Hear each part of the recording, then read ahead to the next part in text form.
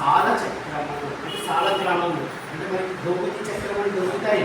ఆ గోమతి చక్రం అంటే మనకి అన్నపూర్ణంలో యంత్రేశ్వర మహాదేవ్ ఉన్నాడు. అంటే ఆ శివలింగం మీద యంత్రేశ్వర సింబల్ ఉంది.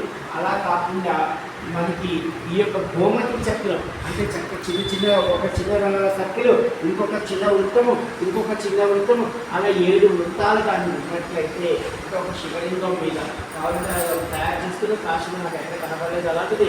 అంటే అలాంటిది ఏది మనం రేపు వెళ్తాం కదా, గుర్తుపెట్టుకోండి. రేపు వెళ్ళి మీకు చక్కగా అక్కడ మట్టితో ఒక శివలింగాన్ని చేయండి.